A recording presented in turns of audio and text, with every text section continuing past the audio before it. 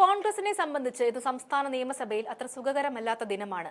കഴിഞ്ഞ തവണ സഭ സമ്മേളിച്ചപ്പോൾ സർക്കാരിനെതിരെ ആഞ്ഞടിക്കാൻ മുന്നിൽ നിന്നത് രാഹുൽ മാങ്കൂട്ടത്തിലായിരുന്നു. എന്നാൽ വീണ്ടും സഭ സമ്മേളിക്കുമ്പോൾ പ്രതിപക്ഷത്തിന്റെ പോരാട്ടം നയിക്കാൻ രാഹുൽ മാങ്കൂട്ടത്തിൽ ഉണ്ടാവില്ല. ഇത് കോൺഗ്രസിനും UDF-നും വലിയ ക്ഷീണം സമ്മാനിക്കുന്ന കാര്യത്തിൽ തർക്കമില്ല. സഭയിൽ മാങ്കൂട്ടത്തിൽ ഉന്നയിക്കുന്ന ആരോപണങ്ങൾ നേരിടാനാകാതെ പലവട്ടം ഭരണപക്ഷം തലകുനിച്ചിരുന്നു. എന്നാൽ ഇക്കുറി ഭരണപക്ഷത്തിനെതിരെ പ്രതിപക്ഷം ആഞ്ഞടിക്കുമ്പോൾ അതിന് ഊർജ്ജം പകരേണ്ട നേതാവാണ് രാഹുൽ മാങ്കൂട്ടത്തിൽ. ലൈംഗികാരോപണം നേരിടുന്ന രാഹുൽ മാങ്കൂട്ടത്തിൽ കടന്നു വന്നപ്പോൾ നിയമസഭാ മുൻ മുഖ്യമന്ത്രി VS അച്യുതാനന്ദന് ആദരം അർപ്പിക്കുകയായിരുന്നു.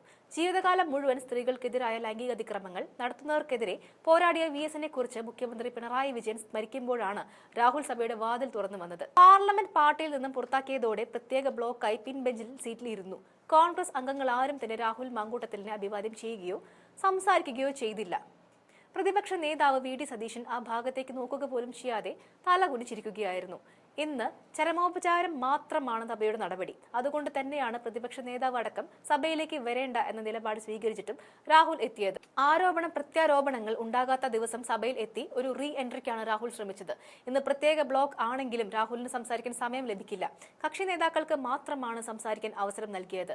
അതുകൊണ്ട് തന്നെ നിശബ്ദനായി സഭാ നടപടികൾ നിരീക്ഷിക്കുകയാണ് രാഹുൽ ചെയ്തത്.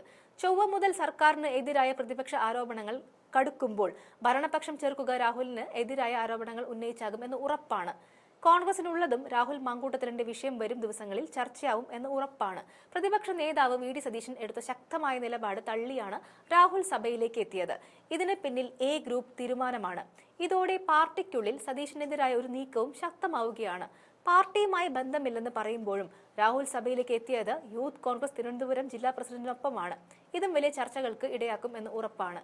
അതേസമയം ചാണ്ടി ഉമ്മൻ അടക്കമുള്ള മറ്റ് A ഗ്രൂപ്പ് നേതാക്കൾ മാങ്കൂട്ടത്തിലിനെ ശക്തമായി എതിർക്കുന്നുണ്ട്. VD സതീശന്റെ എതിർചേരിയിലായിരുന്നു കഴിഞ്ഞ കാലം വരെ ചാണ്ടി ഉമ്മൻ. മാങ്കൂട്ടത്തിൽ ആണെങ്കിൽ സതീശന്റെ വലം കൈയുമായിരുന്നു. പെട്ടെന്നാണ് ഗ്രൂപ്പ് സമവാക്യം മാറി മറിഞ്ഞത്.